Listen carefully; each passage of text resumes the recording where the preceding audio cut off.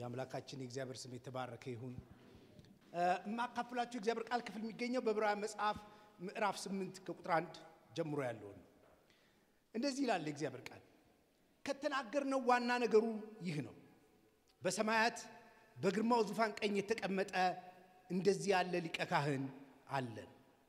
እርሱም የመቅደስና የእውነተኛይቱ ድንኳን አገልጋይ ነው።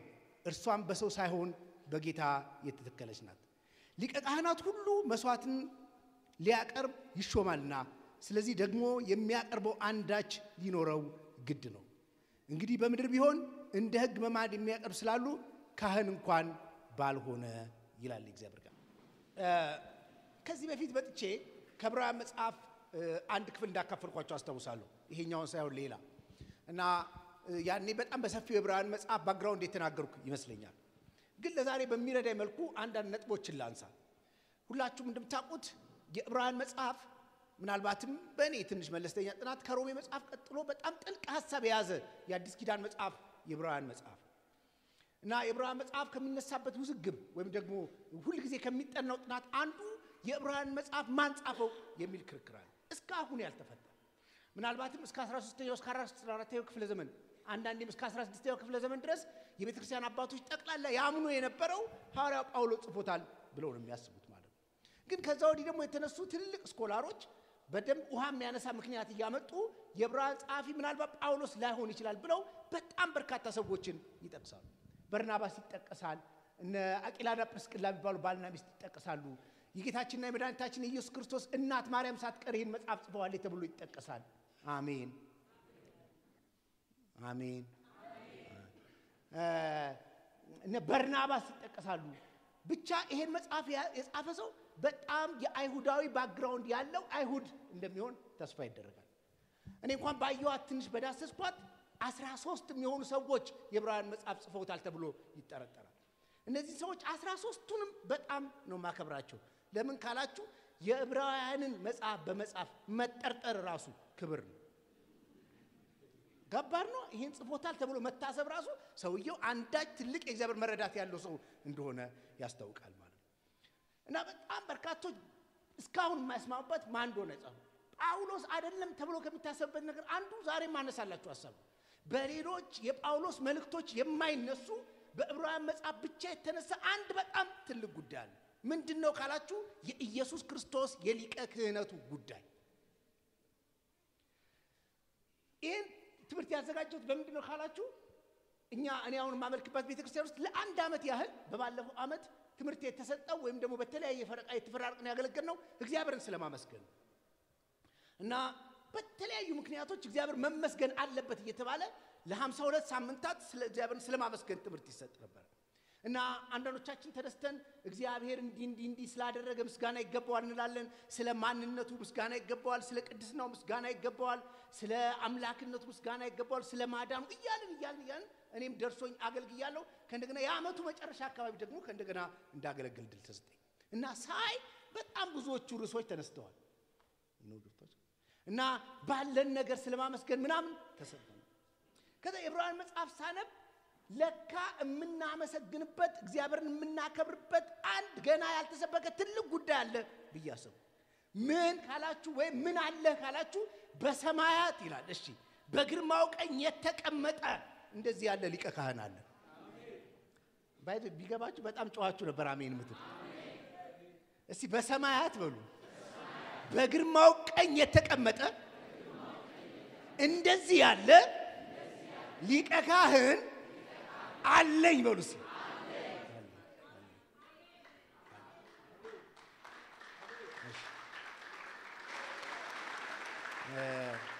ልንገራችሁ እግዚአብሔር በጣም ብዙ ተነግሯችሁ ሊሆን ይችላል። ከሰጣችሁ ስጦታ ጠቅላላ የሚበልጠው ኢየሱስ ነው። እግዚአብሔር ካሁን ወዲያ ምንም ሊሰጣችሁ ይችላል። ምንም የምትለምኑትን ጠቅላላ እግዚአብሔር በፊት ለፊታችሁ ሊያመጣ ይችላል። የትኛውም የተሰጣችሁ ከዚህ በፊት አሁንም ካሁን ወዲያ የሚሰጣችሁ ተደምሮ ኢየሱስን አያክልም። አሜን አትም። በጣም ሰይጣን በጣም ሰዎችን ከሚሸውድበት ነገር አንዱ እሺ ጌታን ካገኘ በኋላ መከተል ከጀመርክ በኋላ ምን አገኘህ ብሎ ነው የሚጠይቃቸው። እና ሰዎችም ደግሞ ይሰሙትና ዞር ብለው ይቆጥራሉ። እንደውም አንዳንዶች ጌታ ኢየሱስ ክርስቶስን ካገኙ በኋላ ያጡት ነገር ይብዛል። አንዳንዶች ለጌታ ለኢየሱስ ክርስቶስ ብለው ስራቸውን አጥተዋል። አንዳንዶች ግንኙነታቸውን አጥተዋል። አንዳንዶች ትዳራቸውንም አጥተዋል። ካንቺ ጋር አልኖርም ካንተ ጋር አልኖርም ተብለው አጥተዋል። እና ሲቆጥሩ ሰይጣን ምንም የለም ይላቸው። እንደውም እሱ መከተል ከጀመርክ በኋላ ይሄው እንትንም የለም እንትንም ፈረሰ፣ ስራም ተቀዛቀዘ፣ በጽድቅ መነገድ ጀምራል፣ ገበያው እንደ ድሮ አይደለም። ስለዚህ ብዙ ነገር እያጣሩ ምን አገኘ ሲላቸው ሰዎች ይደነግጣሉ። እውነትም ምንም አላገኙ ይላል። መጽሐፍ ቅዱስ ግን እንደዚህ ይላል፣ አለኝ ምን በሰማያት በግርማው ቀኝ የተቀመጠ እንደዚህ ያለ ሊቀ ካህን አለኝ። እነዚህ የሚጻፍላቸው ዕብራውያን ሰዎች ምን አይነት ነው ካላችሁ አይሁድ ባክግራውንድ ያላቸው ሰዎች ናቸው። በሌላ ነገር የት እንዳሉ አይታወቅም እንጂ አይሁዶች ናቸው። እና ጌታን ከተቀበሉ ጊዜ በኋላ ወይም ወደዚህ ወደ አዲሱ እምነት ከመጡ በኋላ በየቀኑ መከራ እየበዛባቸው ይሰደዳሉ፣ መከራ ያገኛቸዋል። ድሮ የሚያከብራቸው ሰው ይንቃቸዋል፣ ንብረታቸው ይዘረፋል፣ ከሀገር ሀገር ይሰደዳሉ፣ በጣም መከራን ይቀበላሉ። እነሱ ደግሞ በብሉይ ኪዳን የብሉይ ኪዳን አማኞች ስለነበሩ አይሁድ ስለነበሩ እንደኛ አህዛብ ስላልነበሩ እግዚአብሔርን እያመለኩ የመጡ ሰዎች ስለነበሩ አሁን የሚያምኑት እምነት በፊት ከሚያምኑት ጋር ተጋጨባቸው። እንዴ ካላችሁ የብሉይ ኪዳን እምነት መሰረት የሚያደርገው ምድራዊ ኪዳን ነው። አደንግጡ ነው። የብሉይ ኪዳን በጣም በርካታ ተስፋዎች ምንድናቸው ካላችሁ የእርሻ በረከት ነው፣ የጤና በረከት ነው፣ የቡሃቃ በረከት ነው። አንተ እግዚአብሔርን ታመልካለህ፣ እግዚአብሔር ደግሞ እህል ውሃን ምን ያደርጋል? ይባርካል የሚል ይሄ ብሉይ ኪዳን ተስፋ ነው። ሰው ሁሉ እግዚአብሔር ለምን ይከተለዋል ካላችሁ በዚህ ምድር የሚያገኘውን ነገር ሁሉ ታሳቢ አድርጎ እግዚአብሔርን በስነ ስርዓት ካመለከና እግዚአብሔርን ሕጉን ከጠበቀ እግዚአብሔር ይባርከዋል። በቃ ብሉይ ኪዳን እንደዚህ ሰምታችሁኛ? አሁን አንዳንዴ ሁሌ ይላል ነው አልዘምር ስትሉ አላመልክ ስትሉ የሆነ ነገር አላረክ ስትሉ የሚጠቀስላችሁ ጥቅስ አንዱ ይሄ ነው። ግዴላችሁም እንደምንም አምልኩ እናንተ እግዚአብሔር እዚህ ስታመልኩት እሱ ህልውሃችሁን ምን ያደርጋል? ይባርካል። ይሄ ብሉይ ኪዳን ተስፋ ነው። አዲስ ኪዳን ተስፋው ምድራዊ አይደለም። አዲስ ኪዳን ተስፋው የዚህ ምድር አይደለም። የኤፌሶን መጽሐፍ ሲናገር ራሱ በሰማያዊ ስፍራ በመንፈሳዊ በረከት ባረከ። እላችሁ በሰማይ ስላልኩ አሁን አሜን አትሉም። አመጣዋለሁ ወደ ምድር። እሺ ቤት በሰማያዊ ስፍራ በመንፈሳዊ በረከት ምን አደረገን? እሺ ባረከን በሉስ። እዚህ ምድር የምታገኙአቸው ሌሎች በረከቶች ካሉ የዚህ የሰማያዊ በረከት እንጥፍጣፊዎች ናቸው። ለምን አሜን አትሉ? እንደዚህ ከዛ ከሰማያዊ በረከት እግዚአብሔር ከሰጣችሁ መንፈሳዊ ማንነት ከክርስቶስ ኢየሱስ ጋር በአብ ቀኝ ተሰውራችሁ ከመቀመጣችሁ የሚመጣ እንጥፍጣፊ ነው እንጂ ራሱን ችሎ በረከት አይደለም። የምትነዱት መኪና ራሱን ችሎ በረከት አይደለም። ጤናችሁም ራሱን ችሎ በረከት አይደለም። የኔ የመጨረሻው በረከት ሌሎቹ በረከቶች ሳይቀር ተጠቅልለው የተያዙበት በረከት ኢየሱስ ነው። እስቲ ጫዋቹ አሜን በሉስ። አሁን እያስተማራቸው ነው፣ እየነገራቸው ነው። ይሄን እምነት መጠራጠር ጀምረዋል። ባክ ሊያረጉ ነው የዕብራውያን ሰዎች ጠቅላላ። ይሄ መልእክት የሚጻፍላቸው ሰዎች ጠቅላላ ወደ ኋላ እያፈገፈጉ ነው። ለምን? ይሄ እምነት ትክክል አይመስለንም። ለምን? ይሄው በስነ ስርዓት እንሄዳለን። እሺ ሁሉዋ ከመባረክ ይልቅ በረከት አይደለም የሚመጣው፣ መከራ እየመጣ ነው። ከሀገር ሀገር እየተሰደድን ነው። እኛም እናቀው በብሉይ ኪዳን የተነገረን እግዚአብሔር ምንድነው? አስፋራስ አንተ በስነ ስርዓት እስከሄድክ ድረስ እግዚአብሔር ይባርካል። አሁን በስነ ስርዓት እንሄዳለን፣ ያሳድዱናል። በስነ ስርዓት እናመልካለን፣ መከራችን በዛ። ከሀገር ሀገር ንብረታችን ይቃጠላል። ይሄ እምነት ጥያቄ ያለበት። አሁን ሰው እኔ በሆን እላለሁ በዕብራውያን ጻፊ ፊት ወይም ደግሞ ምትክ እኔ በሆነ ደብዳቤ ምጽፈው ምን ይሆናችሁ ነው? ይሄው መከራ እየደረሰ ምን ይሆነ? ቤታችን እየተቃጠለ ምን ይሆናችሁ ነው? እየደበደቡን ነው ነው። አዎ ብጽፍላችሁ ምንድነው? ግድ የላችሁም ይሄ ቀን ያልፋል ነው ማለት። የምትመጡ ሰዎች ቆይ ጌታ ይመጣና እጃቸውን ይሰብረዋል ነው ማለት። የሚያሳድዷችሁን ያሳድድላችኋል ነው ማለት። የዕብራውያን ጻፊ ደግሞ የሚላቸው እያሳደዷችሁ ነው። አዎ ያልፋል አይደለም እንትኑ የሚላቸው ገብታችሁ የሚያቃጥሏችሁ ሰዎች ቤታቸው ይቃጠላል አይደለም ያላችሁ። እናንተ አሁን መከራ የምትቀበሉ ሰዎች አቤት፣ የምትሰደዱ ሰዎች አቤት። እኔ አንድ ነገር ነግራችኋለሁ አቤት። እያጣችሁ ነው አይደል? አዎ። ያላችሁ እየተበተነ ነው አይደል? አዎ። የያዛችሁትና የተቀበላችሁት ጌታ ከምታጡት ይበልጣል። አሜን። እስቲ ጮኻችሁ አሜን በሉ። አሜን። እኔ ልንገራችሁ፣ ማንንም ሰው ቤተክርስቲያን ውስጥ አሁን የጎደለልን ጉድለት እሞላለሃለሁ በማለት አታጸኑት። እንኳን እኛ ባለንበት በዚህ ዘመንና ኢየሱስ ክርስቶስ ባለበትና በሚመላለስበት ዘመን ሰዎች ከክርስቶስ ኢየሱስ እጅ በልተው በተአምር መብላት ብቻ አይደለም፣ አንዳንዶች ከክፉ በሽታና ደዌ ተፈውሰው የሉ ጠፍተዋል። ማንንም አሁን የጎደለውን ነገር በመሙላት በእግዚአብሔር ቤት አናቆሙ። አንዳንዶች እንደውም ይሄን ችሎታችንን ስለሚያውቁ ይሄን ፍላጎታችንን ስለሚያውቁ ቸግሮኛል፣ እሺ እማትረዱኝ ከሆነ እመለሳለሁ ይላሉ። ወዴት? ወደ ድሮ። እረኛ ደግሞ አዋተን እንዳትመለስ እና እቺን የለመዱ ሰዎች አሉ። አሁንማ በእንትንም በቲክቶክም ይመጣሉ አሉ። ሰሞኑን ወደ እናት ቤተክርስቲያን ልመለስ ነው። እኔ ብራዘር ኢየሱስ ካላጸና እኔ የምሰጥ ገንዘብ አያጸናል። ጩና አሜን። በደንብ አሜን። ስለዚህ ዕብራውያን ጻፊ ችግራችሁ አያልፍም አይደለም? ያልፋል። መከራ አያልፍም አይደል? ያልፋል። የሆነ ነገር ያልፋል። ነገር ግን የምትቆሙት በሚያልፍላችሁ ጉዳይ ሳይሆን ራሱ ኢየሱስ ክርስቶስን በማወቅና አንደርስታንድ በማድረግ። ማንስ ከመጨረሻ ሄደ ካላችሁ ኢየሱስን የሚያውቅ ሰው፣ የሚወድ ሰው፣ የሚያከብር ሰው። ከዛስ ትምህርቱ ጠቅላላ ዕብራውያን ጻፊ አንድ ነው። ኢየሱስ ክርስቶስ ከሁሉም ይበልጣል። ከምን? ከማይነግራችሁ ነው። ገና ሲጀምር ከመላእክት ይበልጣል ይላችኋል፣ ከሙሴ ይበልጣል ይላችኋል፣ ከኪዳኑ ይበልጣል ይላችኋል፣ ከመቅደሱ ይበልጣል ይላችኋል፣ ከብዙ ነገር ይበልጣል እያለ መጣና በመጨረሻ ደግሞ አንድ ኩዌሽን ጠየቁ። እሺ ይበልጣል አልከናል፣ አዎ ተቀበልን። ይሄ እምነት አንድ ደግሞ ችግር አለበት። ምን? እኛ በመናቀውና በመናምነው እምነት አንድ ነገር ነበር፣ አሁን እዚህ የሌለ። ምን? እምነቱ ሊቀ ካህን የለውም። ሰምታችሁኛል? ለምን? ይሄ ዕብራውያን መጽሐፍ የተጻፈው በ64 አካባቢ ነው። እስከ 70 ድረስ ሄሮድስ የሰራው ቤተ መቅደስ ነበር፣ የኢየሩሳሌም ቤተ መቅደስ ነበር። በሌላ ነገር መስዋዕት ይደረጋል። በሌላ አነጋገር ሊቀ ካህናት አሉ። ሊቀ ካህን ማለት ዝም ብሎ ተራ ጉዳይ እንዳይመስላችሁ በሃይማኖት ውስጥ በዛ በብሉይ ኪዳን እምነት ውስጥ የኃጢአት ስርየት የሚከናወንበት መሰረታዊ ጉዳይ ነው። ሊቀ ካህን የለም ማለት ከእግዚአብሔር ጋር ደግሞ መታረቅ የለም ማለት፣ መስማማት የለም ማለት፣ የእግዚአብሔር ቁጣ መከልከል የለም ማለት ነው። ስለዚህ ይሄው ቤተ መቅደስ ውስጥ ካህናት ለነሱ እንደዚህ ያደርጋሉ። ይሄ ያዝነው እምነት ሊቀ ካህን የለውም።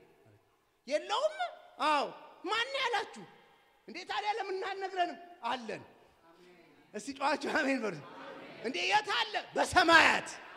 የቱ ጋር? በግርማው ቀኝ የተቀመጠ እንደዚህ ያለ ሊቀ ካህን አለን። እስቲ አለኝ በሉ እስቲ።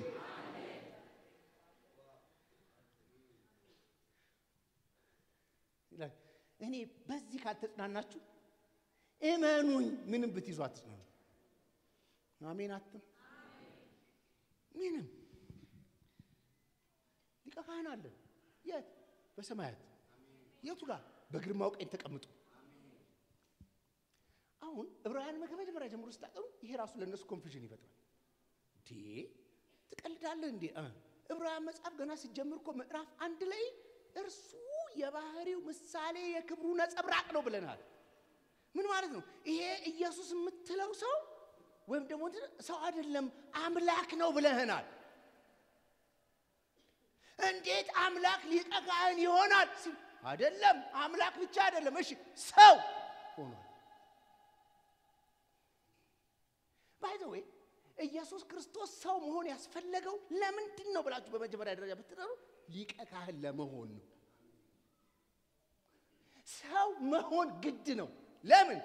እንደ ሰው የሰውን ድካም መልበስ ስላለበት ሰው መሆን ግድ ነው። እኔ ሁሌ እላለሁ ኢየሱስ ክርስቶስ ስለናንተ ኃጢአት የመጨረሻ የተዋረደው ሮማዊ ወታደር የተፋበት ቀን አይደለም። ኢየሱስ የመጨረሻ የተዋረደው ሰው የሆነ ቀን፣ ሰው ከአምላክነት ተርታ መጥቶ እኛ ተርታ ሲገኝ የዛ ቀን ነው የውርደትን ጥግ የጠገበው። አሜን አትም እኔ በድፍረት ኢየሱስ ይወደኛል ምለው አንዱ ምክንያት ነው። ምን አረገልህ? ስለኔ ሰው እኔ ያለሁበት ሰፈር ለመገኘት የኔን ድካምና ስሜት ለማወቅ እንደኔ ሰው አንዳንድ ትልልቅ ሰዎች እናንተ ያላችሁበት ሰፈር አይመጡም። አንዳንድ ጊዜ አንዳንዶች ታውቃላችሁ ሱሰኛ ሆናችሁ ሰው የማይውልበት ቦታ ቆሻሻ ሰፈር ሱስ ሲያውላችሁ አንዳንዶች እዛ ጋር መምጣት አይፈልጉም። ለምን? ለክብራቸው ቦታው አይመጥንም። እዛ ከተገኙ የነሱም ስም ይጠፋል። እዛ ከተገኙ የእናንተ ጠረን ይረብሻቸዋል። እኔ ሰፈር የመጣ እንደኔ ሰው የሆነ ኢየሱስ እዚህ ጫዋቸው አሜን በሉስ።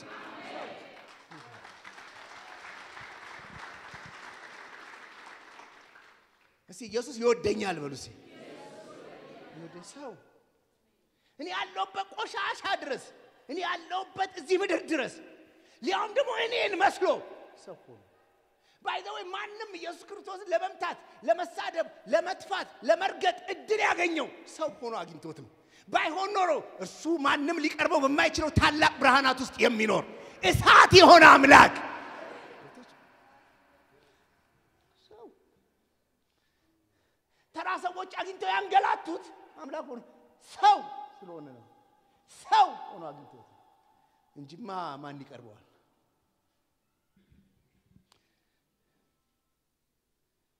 ሌላው እሺ ሰው ሆነ እሺ አይ አንተ ስትነግረን እኮ እሺ ኢየሱስ ክርስቶስ የመጣው ነገዱ ይሁዳ ነው አይደል? ሙሴ ደግሞ አንድ ትእዛዝ አዟል። ምን? ከይሁዳ ወገን ማንንም ሰው ካህን መሆን አይችልም።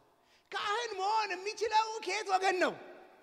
ከሌዊ ወገን። ሊያውም ደግሞ ከሌዊ ወገን ሊቀ ካህን ከመሆን ከማ ቤተሰብ?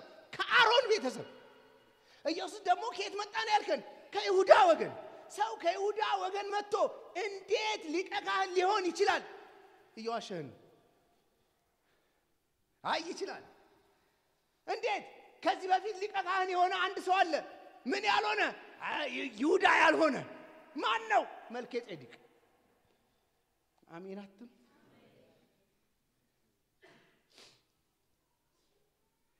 ምዕራፍ 7 ላይ እግዚአብሔር ቃል እንደዚህ ነው።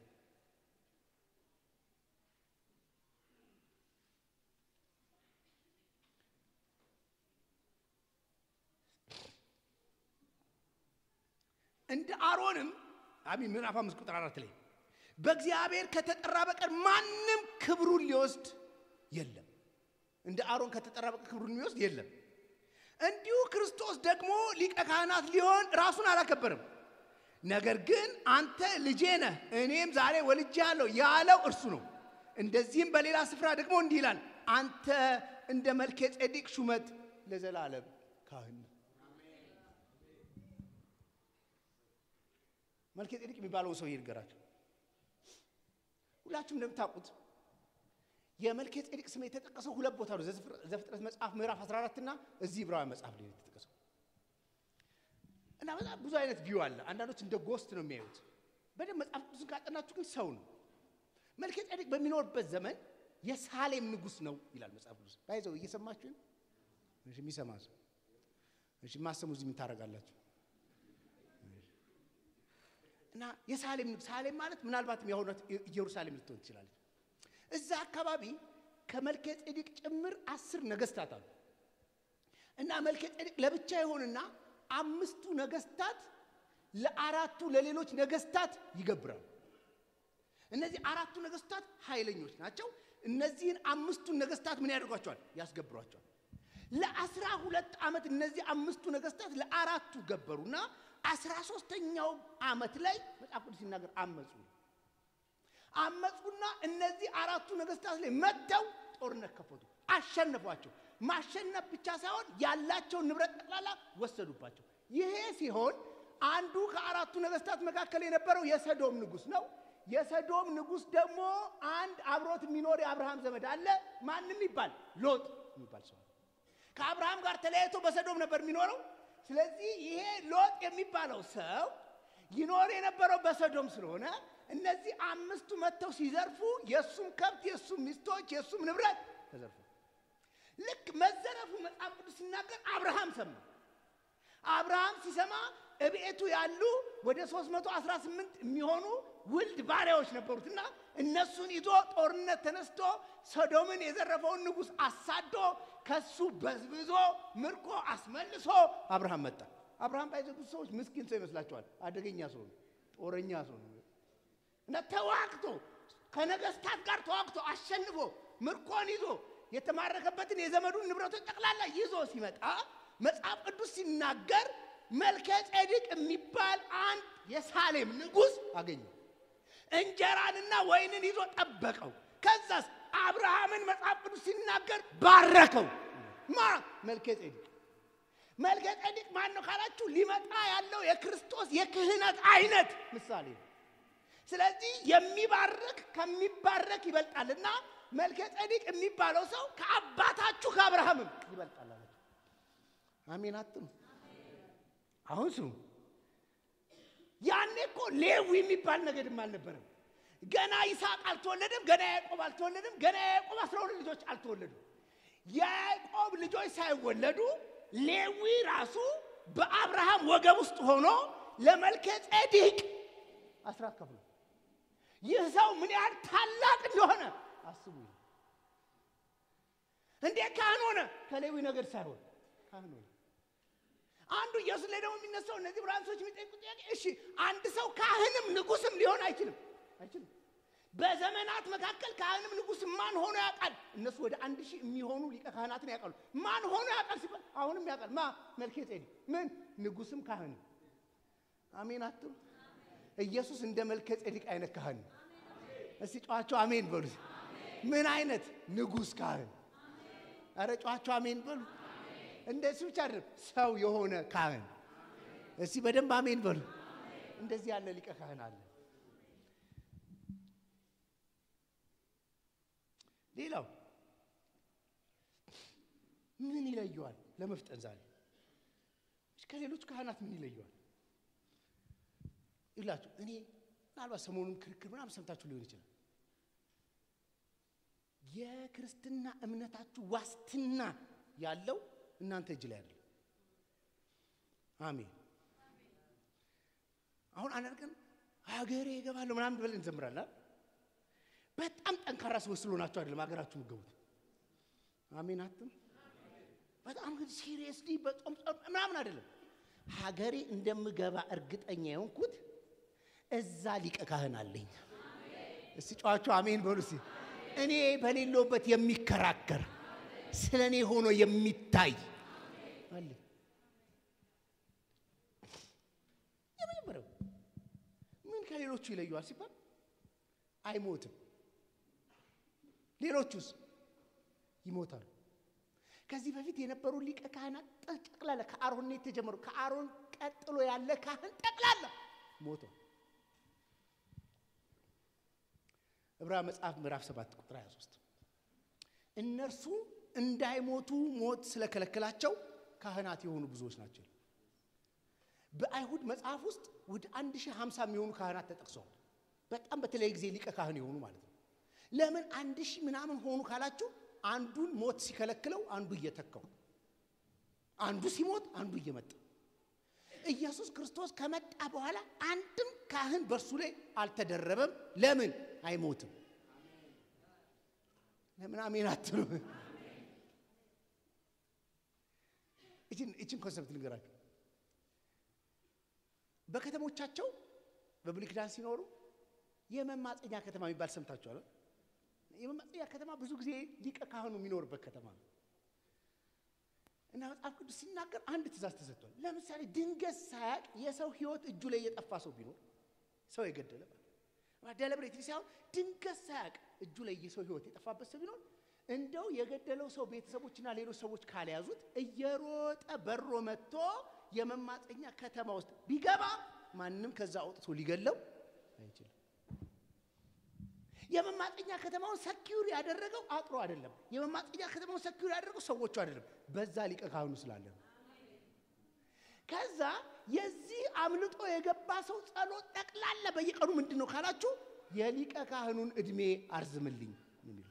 ሊቀ ካህኑ ከሞተ ያውቁትና ይገሉታል፣ ወይም የሚገባውን ቅጣት ይሰጡታል። ስለዚህ የዚህ ሰው ጸሎት ጠቅላላ ምንድነው ካላችሁ ይሄን ሊቀ ካህን እድሜውን አርዝምልኝ። እኔ አሁን በሰማያት በግርማው ቀኝ የተቀመጠ ሊቀ ካህን አለኝ፣ ምን ብዬ ማልሰጋ፣ ይሞታል ብዬ ማልሰጋ።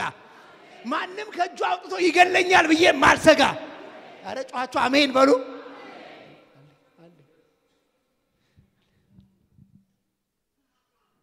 ሌሎቹስ በየዓመቱ አንድ ጊዜ የእንስሳት ደም ይዘው ወደ ቅድስተ ቅዱሳን ይገባሉ በየዓመቱ ካሉ በዓመት አንዴ ደግሞ የሚደርግ አቶንመንት የስርየት ቀንን ደግሞ ትጠብቃለህ እንደገና የኃጢአት ስርየት የሚከናወንበትን ቀን ትጠብቃለህ አሁን በሰማያት በግርማው ቀኝ የተቀመጠው ሊቀ ካህን እንደዛ አይደለም በየዓመቱ እየገባ ደም የሚያፈስ አይደለም አንድ ጊዜ በሰራው ስራ ለዘላለም ዋስትና ሊሆን አረ ጮኻችሁ አሜን አንድ ጊዜ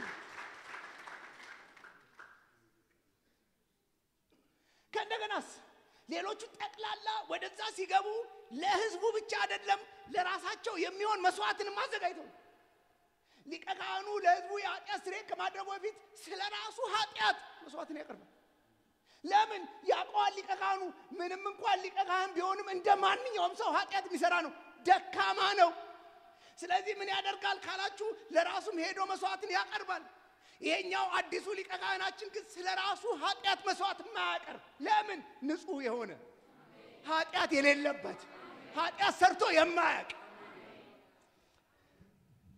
አሜን አትኑ አሁን ሰሞኑን ሰምታችኋል ወደ ሴፕቴምበር 23 አካባቢ በፈረንጅ ቲክቶክ ምናምን ተጨንቆ ነበር ኢየሱስ ሊመጣ ነው ምናምን ተብሎ እግዚአብሔር ይባርካችሁ እናንተ እኮ በሰላም ነው የምትኖሩት ምንም እንትናትና በተለይ አንድ ጓደኛዬ በጣም አምኖ በጣም ካልኩሌት አድርጎ ይሰላሉ ላቀኑ ሴፕቴምበር 25 ነው የሚመጣው ብሎ በጣም ተጨንቆ እና ብዙው እንደሚመጣ ነው የሚያስበው እያለቀሱ ሁሉ ራሱ እግዚአብሔር ነግሮኛል ሴፕቴምበር 25 መጣሉ ብሏል ምናምን ብሎ የሚያስበው እኔ ባይዘው ወይ አይመጣም ምናምን ብዬ አልተከራከርኩም እኔ ከፈለገ ከሴፕቴምበር 25 በፊትም ይምጣ አሜን እኔ እኮ ስደነግጡ ይገርመኝ ይምጣ ለምን አሁን እየሰበኩም ይምጣ ከፈለገ እና ምንድነው እንደዚህ ኮንፊደንስ የሰጠ ካላችሁ እኔ በጣም ምርጥ አዋዋል ውዬ ስለመጣው አይደለም ምንም ሰው ተሳድቤ ተናግሬ ስለማላቅ አይደለም ኃጢአት ሰርቼ ስለማላቅ እሱ በሚመጣ ቀን እንደው እርት ብዬ እገኛለሁ ብዬ አይደለም ስለኔ የሚቆም ሊቀ ካህን ነው የሚመጣው እስቲ ጮኻችሁ አሜን በሉት ምን እኔ ሴፕቴምበር 25 የሚቀጥለው አመት በሉኝ እኔ ምንም ችግር የለም የፈለቀው ቀን ይምጣ የሚመጣው ለኔ ነው ኢየሱስ አረ ጮኻችሁ አሜን በሉት አንድ ጊዜ ወጣት ልጆች ተጠየቁ አሉ ሄሯችሁን ተናገሩ ጀግናችሁን ተናገሩ እና ሁሉም እጅ ያወጣ ይናገራል እንግዲህ ጎበዝ ተማሪዎች ነው የሚጠየቁት ለአንተ ሮል ሞዴልህ ማን ነው መሆን የምትፈልገው ምናምን ሲባል ያወጣል አንዱ እኔ በጣም ማደንቀው አልበርት አንስታይን ነው ለምን እሱ ይሄን ሁሉ የፊዚክስ ቀመር ፈጥሮ ምናምን በጣም አደንቀዋል ጥሩ አንተስ አንዱ ማወጣ እኔ ኔልሰን ማንዴላን አደንቃለሁ ለምን ለህዝቡ ነፃነት ሲሉ 27 አመት ሙሉ ታስረው በጣም ነው ማደንቃቸው አንዱ እጁን አወጣ ማን ኃይሌ ገብረስላሴ ለምን ከገጠር ወጥቶ ይሄን ሁሉ ሪከርድ ሰብሮ አሁን ደግሞ ይሁላ ነገር ያደረገ ነው በመጨረሻ አንድ ልጅ አወጣ እሺ አንተ ማን ታደንቃለህ አማኝ አይደለም አሉ ደግሞ ልጅ እኔ ኢየሱስን አደንቀዋለሁ አለ እና ቀጥሎ ደግሞ እንደዚህ አረባክ አውሲል ግን በሱ አላምንም አለ ግን በጣም ነው ማደንቀዋል ለምን ተብሎ ጠይቀ እንደሌሎች መጽሐፍ ቅዱስ አንብቤ ያውቃለሁ ሳነብ ከሰው ከሆኑ ሰዎች መካከል እኔን ስለ ኃጢአት የሚከሰይ ማን ነው ብሎ በድፍረት የተናገረ እሱ ብቻ ነው አሁን ነው አሜን የሚባለው በሌላ ነገር በእውነት ነው የምላችሁ ማናችንም በዚህ ምድር የኖሩ ሰዎች ጠቅላላ በሚያውቁን በሚያሳድጉን አብረውን በኖሩ ሰዎች መካከል ቆመን ማን ነው እኔን ስለ ኃጢአት የሚከሰኝ ማለት አንችል ይመጣልሃል የክስ ማዕት አሁን እኔ ብዙዎቻችሁ አታቁኝም ብዬ ምናምን እዚህ በመጻደቅ ስለ ኃጢአት ማን ነው የሚከሰኝ ምን አንዱ ላጥ ያደርጋል አላቅህም እንዴ ይለኛል ኔልሰን ማንዴላ ህዝቡ መካከል ቆመው ሳውዝ አፍሪካ ስለ ኃጢአት እኔን የሚከሰኝ ማን ነው ማለት አይችሉም ሳውዝ አፍሪካ ሰው ቢጠፋ እኔ ከዚህ እጄን አወጣለሁ እርሶ 3 ሚስት አግብተዋል አሉ እላለሁ ከሳለሁ ኃይለ ገብረስላሴ እዚህ መካከል ቆሞ ስለ ኃጢአት ማን ነው የሚከሰኝ ማለት አይችልም። የሆነ ሰዎች ያወጣሉ እንዲህ አላረከኝም እንደዚህ አላደረክም ነበር።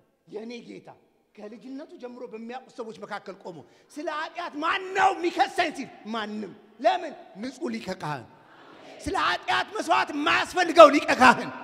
እስቲ አለኝ በሉ እስቲ አለኝ።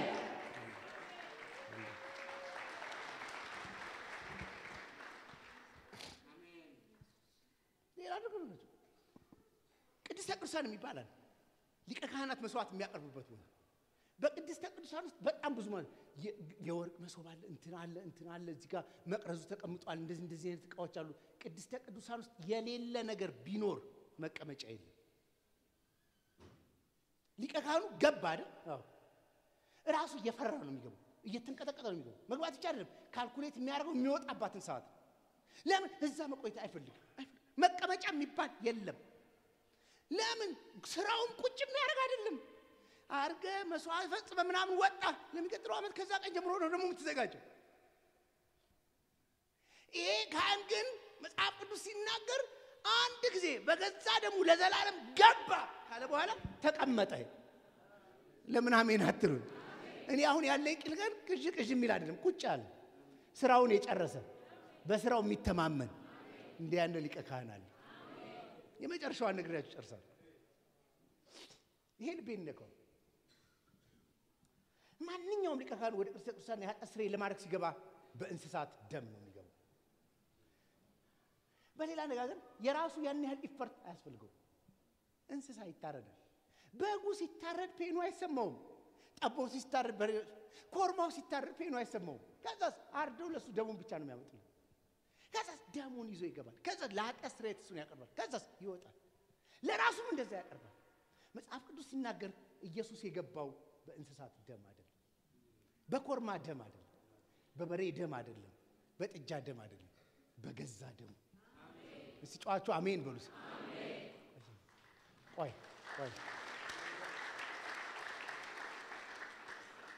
ለኔ የኃጢአት ስርየት የቀረበው ፕራይስ የበግ ዋጋ አይደለም፣ የበሬ ዋጋ አይደለም።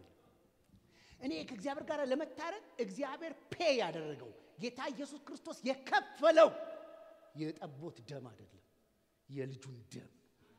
አሜን አትሉ? ስፎክር ማንም ከጁ አያወጣኝም ብዬ ስናገር እምፎክረው የበግ ደም ስላልሆነ ነው፣ የልጁ ደም ስለሆነ ነው። እስቲ ጫዋቹ አሜን በሉስ። ቆይስ ሲምቦሊክ ብቻ አይደለም፣ እንደዚህ ብሎ በደሙ ገባ ብቻ አይደለም። ነገሩ የሲምቦል ጉዳይ አይደለም። ከተያዘበት ሰዓት ጀምሮ በሊቀ ካህናት ግቢ ውስጥ ሲፈነክቱት፣ ሲደበድቡት፣ ሲወጉት፣ ሲያንገላቱት ጠብ እያለች እስከ ጎልጎታ የደረሰችው ደም እኔ ከእግዚአብሔር ጋር እንድታረቅ ወደ እግዚአብሔር የቀረበች በደሙ ነው። የዘመርኩት አሁን በደሙ ነው። እግዚአብሔር ፊት የቆምኩት በልጁ ደም ነው። እግዚአብሔርን ለማምለክ አንደበቴን ለመክፈት ኃይል ያገኘሁት የኢየሱስ ደም። ለምን አሜን አትሉ? ብሎ አይደለም፣ ተራ አይደለም፣ ጫወታ አይደለም። ከሰማይ መጥቶ አንድ ቀን በቃል አስገባችሁ ነው ተከተሉኝ ወደ መንግስት እንግባ አይደለም ያለው። ስለኔ በደልና ኃጢአት ደሙ በምድር ላይ ይዘራ ነበር። መስቀል ላይ ሆኖ ከአካላቱ እስኪያበቃለት ድረስ ተንጠፍጥፎ ይወርድ ነበር። የት እየቀረበ? በእግዚአብሔር ቀኝ የተቀመጠው ሊቀ ካህን ደሙን ይዞ እየገባ ለምን? ለኔ ለኃጢአት ስርየት። ለምን አሜን አትሉ? አሜን። በመጨረሻ ምላችሁ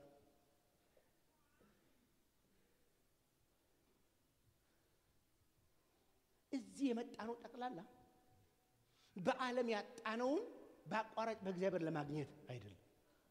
ሰምታችሁ? አና ፌምነት ፈልገን ውጭ አልሳካ ብሎን አይደለም እዚህ መጣን አይደል? እዛ ድህነት አሰቃይቶ በአቋራጭ እዚህ ሀብታም ብሎን አይደለም የመጣነው። ዛት ዳር ጠፍቶ እዚህ ለማግኘት አይደለም የመጣነው።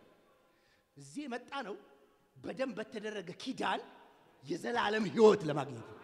እስቲ ጫዋቹ አሜን በሉስ።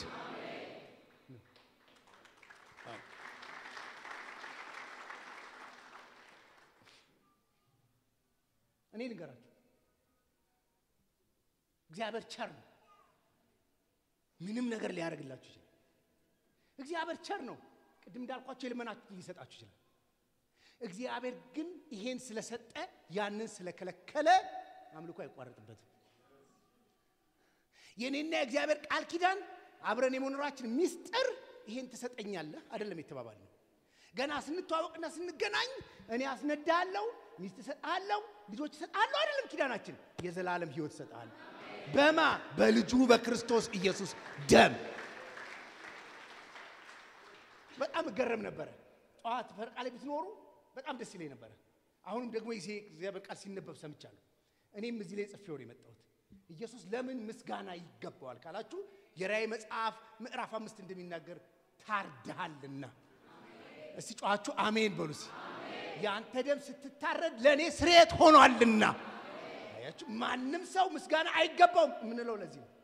ለመላእክ ምስጋና ማላመጣው ለዚህ ነው። ለኔ አልታረደም። ለኔ የታረደ እሱ ብቻ ነው። ይገባችኋል? ታርደሃል አርዳልና አይደለም። የድሮ ሊቀ ካህን አርዶ ነው የሚገባው። ይሄኛው ታርዶ ነው የሚገባው። ስለዚህ ከነገድ ከቋንቋ ለአባት መንግስት እንድንሆን እያንዳንዳችን ሰብስበሃልና አንተ ይገባሃል። ምን ምስጋና ይገባሃል፣ አምልኮ ይገባሃል፣ እልልታ ይገባሃል፣ ስግደት ካለኝ ይገባሃል፣ ሀብት ካለኝ ይገባሃል፣ ዕውቀት ካለኝ ይገባሃል፣ ምንም ካለኝ ይገባሃል። እኔ ህይወት ውስጥ ያለ ቤስት ነገር ላንተ ነው ይገባሃል።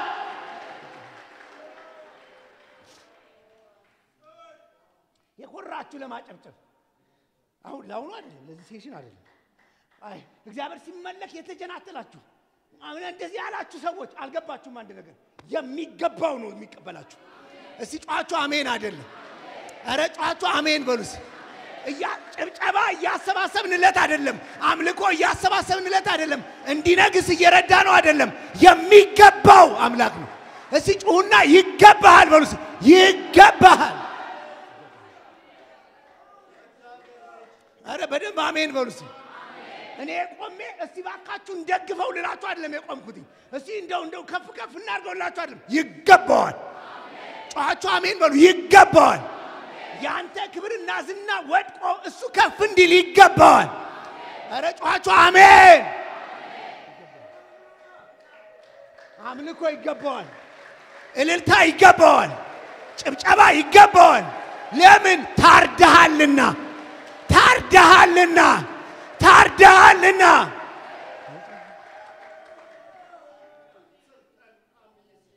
የማይገባው እንኳን እየጠየቀን ነው።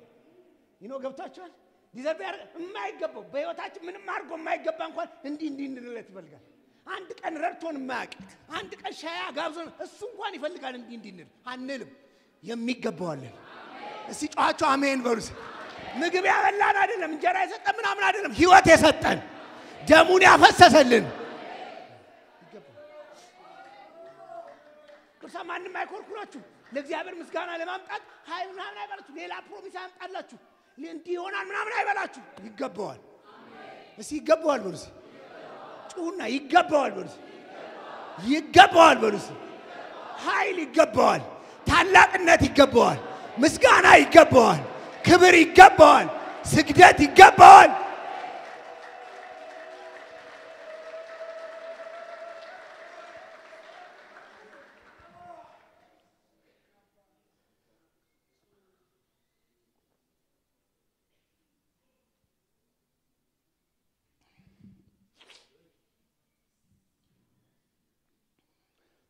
እኔ ብጎል ምን ይሆናል ብዬ እግዚአብሔር አስቤ ያውቃል። እኔ ባልኖር ምን ይሆናል እግዚአብሔር ባይዘው አሁን ለልጆቻችሁ ምናምን ትለፋላችሁ ነው። አንዳንድ ቀን ጠይቃሉ። እኔ ያልተማርኩበት ትምህርት ቤት ልጆች ለማስተማር ሞክራለሁ ምናምን አድርጋለሁ ምናምን እኔ ምን አገኛለሁ? ይገርመኛል ያባትና የልጅ ግንኙነት ምናምን እያስባል። ግን ትንሽም ብትሆን ተስፋ አደርጋለሁ አይደል? ልጆች ባረጂ ጦረኛል አይደል? ደህና ስራ ቢያገኝ ስሜን ያስጠራል፣ የሆነ ነገር ቢያደርግ የኔም ተያይዞ ይመጣል ምናምን ብለህ ታስባለህ። እኔ እግዚአብሔር ልጅ ሆኜ ምን አደርግለታለሁ? ምን ልጦረው ነው? ሲደክም ላግዘው ነው? ምን ይሄን ሁላ ዋጋ ለኔ መክፈል ለምን? እኔ ባልኖር ምስጋና ይጎልበታል። ቅድም ስንዘምር እንደምንለው እኮ እኔ ባላጨበጭብ ወንዞች የሚያጨበጭቡለት እኮ አምላክ፣ ንፋሳት የሚያመሰግኑት አምላክ ነው። አረ ንፋሳትን ባይኖር የተመሰገነ አምላክ ነው። እኔ ምን አረግለታለሁ? ይሁላ ዋጋ፣ ይሁላ ኢንቨስትመንት፣ ይሁላ ደም፣ ይሁላ መድቀቅ ለምን?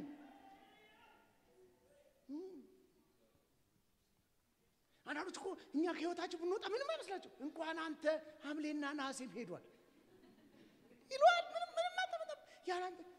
እኔ ከእግዚአብሔር ብጎድል ባልኖር ምን ጎሎበት? ምንም ሐምሌና ነሐሴ አይለኝም እሱ። እንኳን አንተ ሐምሌና ነሐሴ አይልም። በደሙ ከእንደገና በደሙ ወደ ክብር በደሙ ማስታረቅ ይገባዋል።